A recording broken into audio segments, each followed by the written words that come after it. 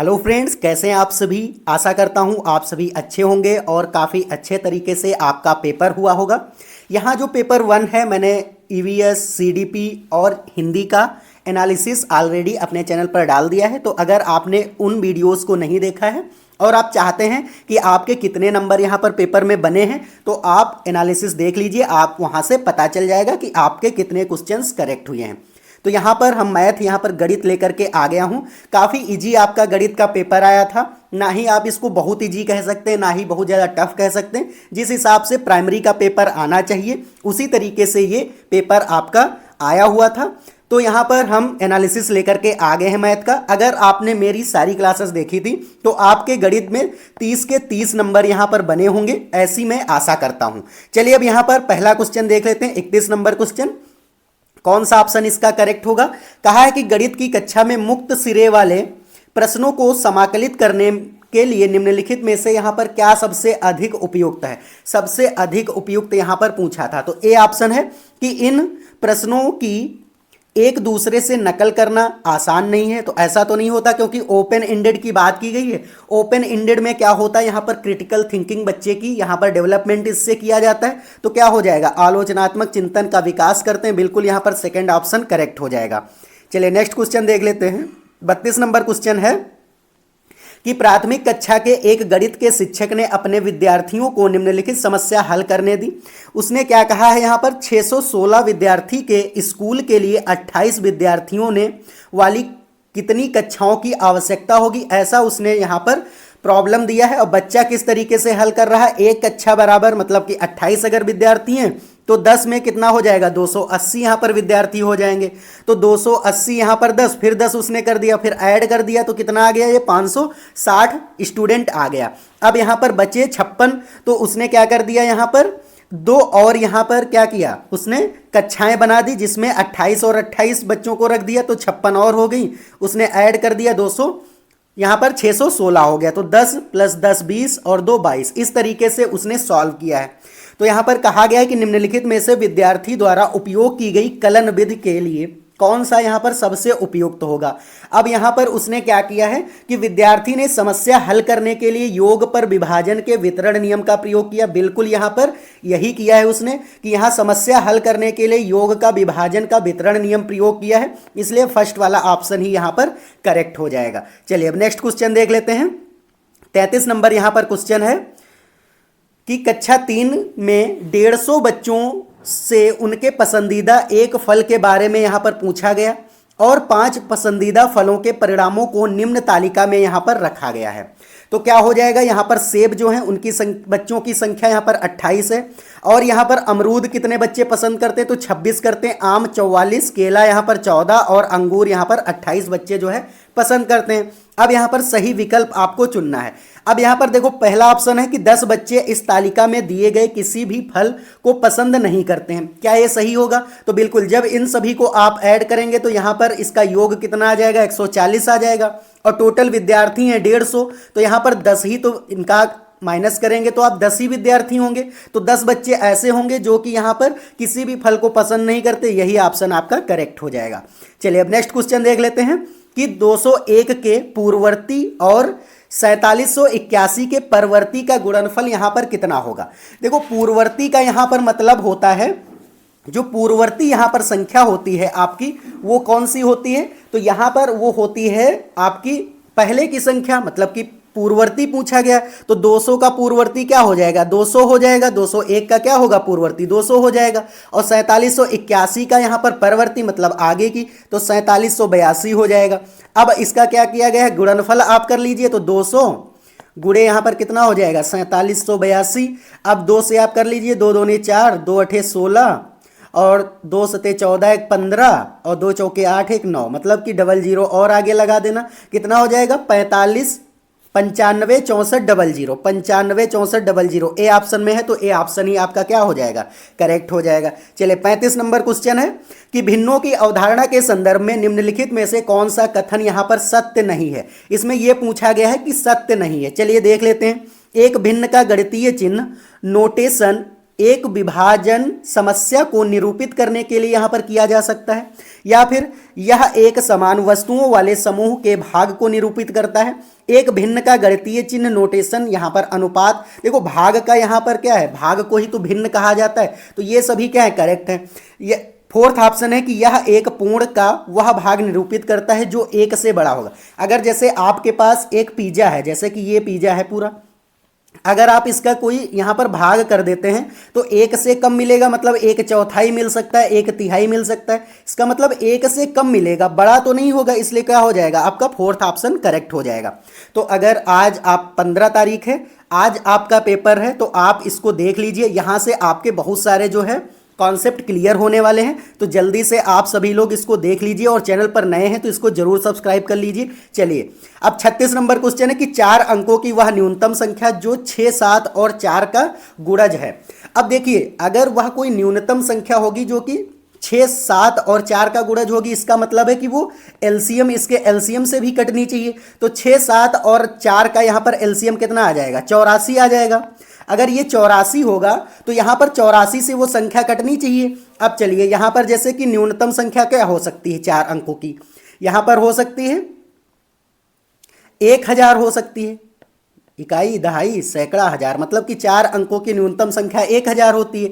अगर आप इसको 84 से भाग देंगे तो 84 एकम कितना हो जाएगा, 84 यहाँ पर हो जाएगा, 84 एकम 84, और ये कितना बच जाएगा, 16 बचेगा, 160 हो जाएगा। फिर कितने टाइम से ये जा सकता है, 8 दूनी 16, तो फिर एक कम ही जा सकता है, एक बार ही जाएगा।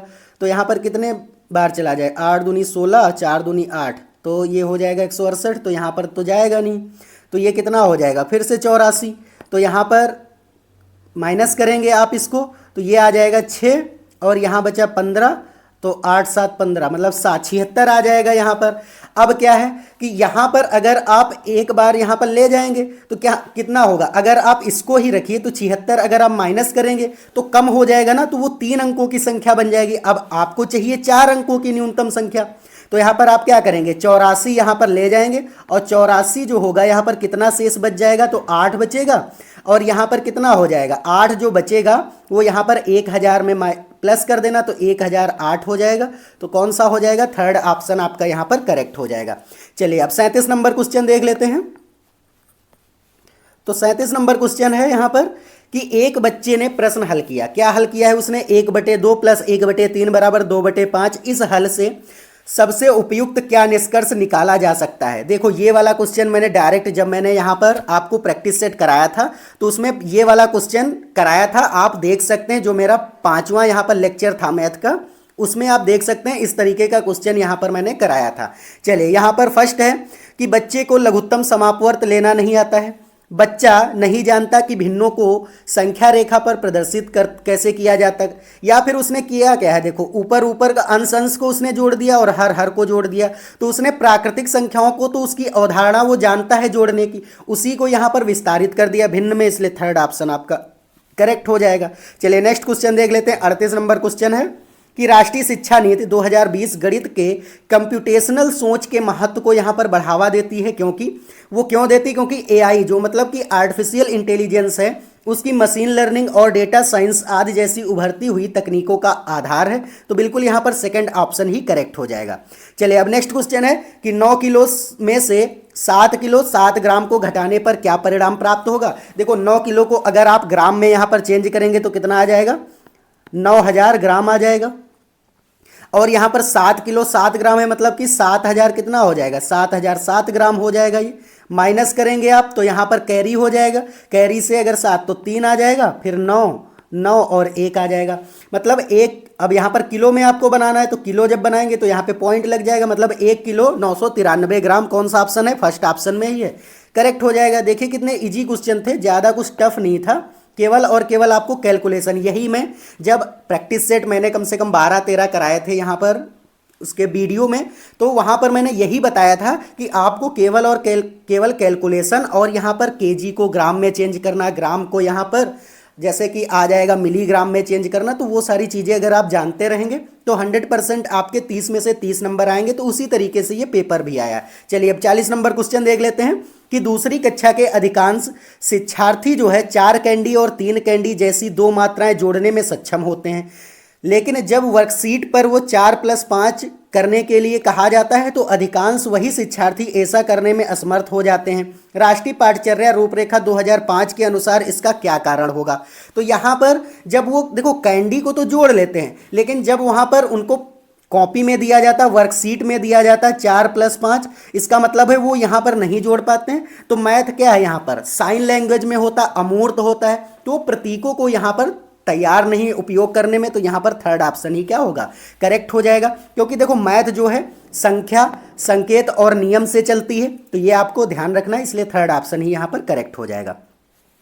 चलिए 41 नंबर क्वेश्चन है कि सबसे उपयुक्त संज्ञानात्मक कौशल क्या है जो विद्यार्थियों को यहाँ पर विशेषताओं और गुणों के अनुसार यहाँ पर आकृतियों को पहचानने और उनका समूह बनाने में यहाँ पर मदद करता है? क्रमबद्धता है, संरक्षण है, अपघटन या फिर वर्गीकरण। अगर आप यहाँ का क्या कर रहे हैं, आकृतियों को पहचान रहे और उनको समूह बना रहे, इसका मतलब क्लासिफिकेशन आप कर रहे हैं, तो क्लासिफिकेशन क्या हो जाएगा, फोर्थ ऑप्शन ही करेक्ट हो जाएगा। चलिए अब 42 नंबर क्वेश्चन है कि संख्या 3, 5, 2, 8, 7, 6 और 5 और 7 के स्थानीय मानों का अंतर। देखो जब मैं ये क्वेश्चन करा रहा था तो आप लोगों के कमेंट आ रहे थे सर आप बहुत इजी करा रहे हैं। देखिए वही क्वेश्चन सब बने हुए हैं, इजी ही क्वेश्चन आपके प्राइमरी में पूछे जाते हैं, बहुत ज़्यादा टफ नहीं पूछे जाते हैं। तो यहाँ पर देख लीजिए स्थानीय मान, देखो इसमें क्या है, 5 और 7 के स्थानीय मानों का यहाँ पर अंतर पूछा है। चलिए देख लेते हैं 5 का स्थानीय मान और 7 का स्थानीय मान। तो यहाँ पर संख्या क्या दे रखी है, 3, 5, 2, 8, 7, 6 यहाँ पर दे रखी है। 5 का स्थानीय मान देखो क्या हो जाएगा, पहले 7 का निकाल लेते हैं या फिर 5 का निकाल लीजिए। 5 का स्थानीय मान, 5 के बाद यहाँ पर 2 2 4 0, मतलब कि 5 के बाद 2 3 4 0 हो जाएंगे, और 7 का निकालेंगे तो 70 हो जाएगा। अब आप इससे क्या करें, 70 घटा दीजिए। जब आप 70 घटाएंगे तो ये 0 आ जाएगा यहाँ पर। इसके बाद कौन हो जाएगा, अब देखिए 0 यहाँ पर आया, इसका मतलब है कि 0 और किसी में नहीं है, फोर्थ वाले में है, फोर्थ ऑप्शन ही आपका क्या हो जाएगा, करेक्ट हो जाएगा। इस तरीके से आप समय भी बचा सकते हैं। चलिए 43 नंबर क्वेश्चन देख लेते हैं कि तीसरी कक्षा के एक विद्यार्थी से जब 105 को अंक के रूप में लिखने के लिए कहा गया तो वो क्या लिख देता है, 1005 लिखता है।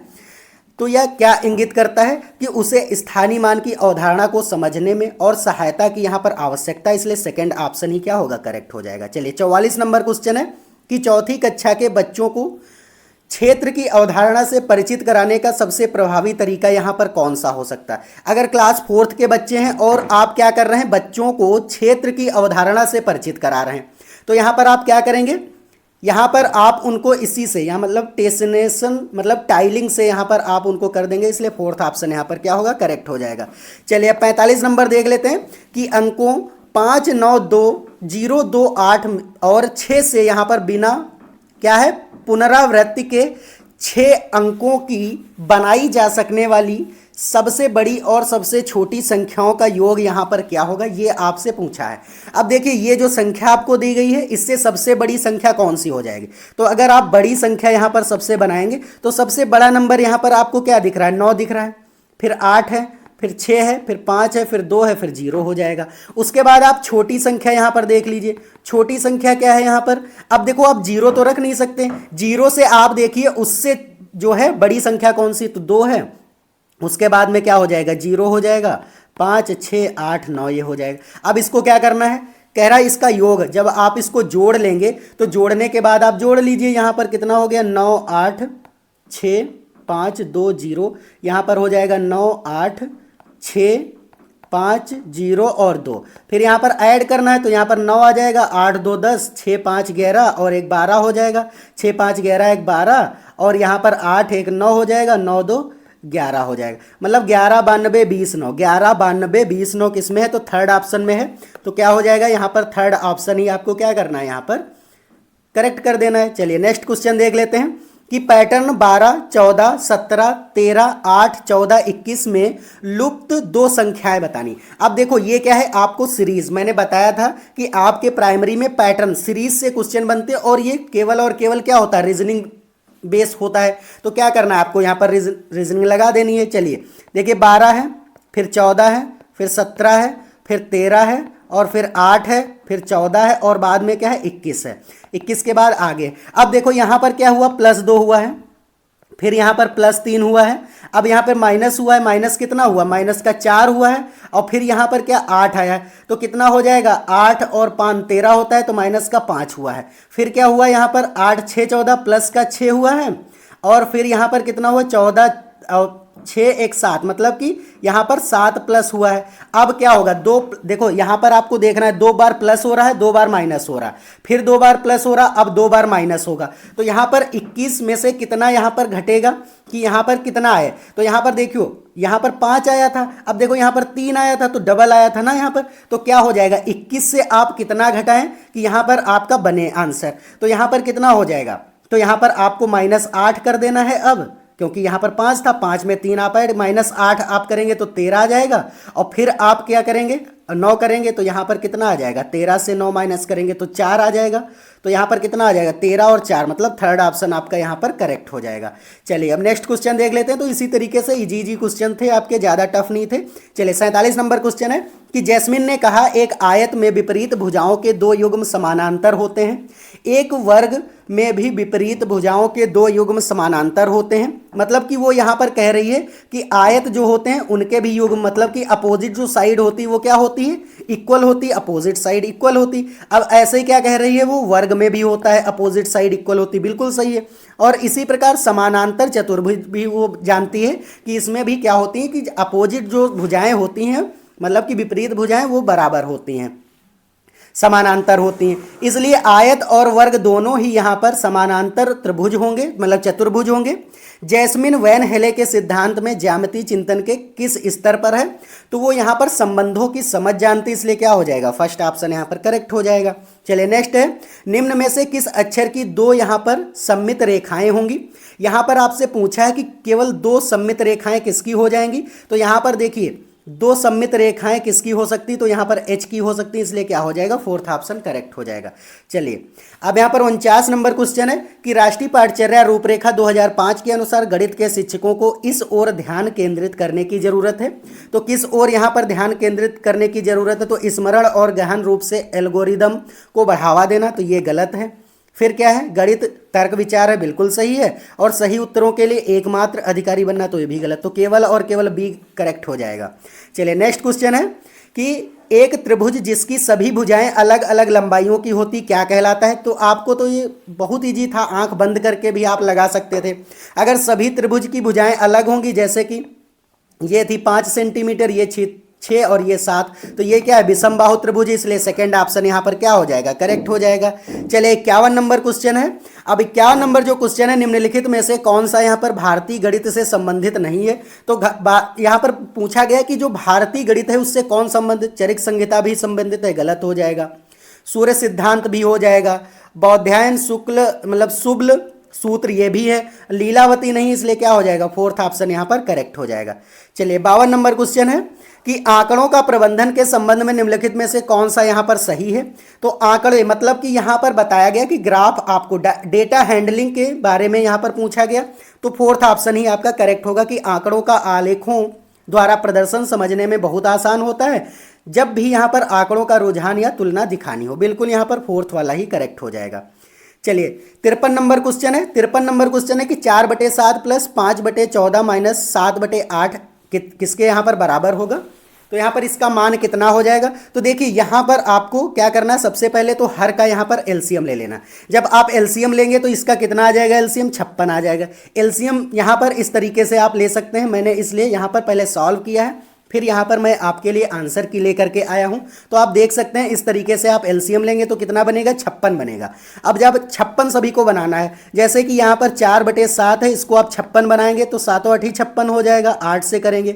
5/14 है यहाँ पर, तो 14 कितना हो जाएगा, 14 चौके 56 होता है, तो 4 से यहाँ पर आपको करना है माइनस का, यहाँ पर 7/8 है, तो 8 और 7 56, मतलब 7 से यहाँ पर कर देना, कितना आ जाएगा 8 चौके 32, प्लस का यहाँ पर हो जाएगा 20 और माइनस का 49, अपान में 56 हो जाएगा, तो यहाँ पर कितना आ जाएगा 30 20 50 और 52 से 49 घटाएंगे तो मतलब कि 3/56, तो 3/56 वाला आपका आंसर क्या होगा, करेक्ट हो जाएगा, इसलिए सेकंड ऑप्शन आपका करेक्ट हो जाएगा। चलिए अब नेक्स्ट क्वेश्चन देख लेते हैं।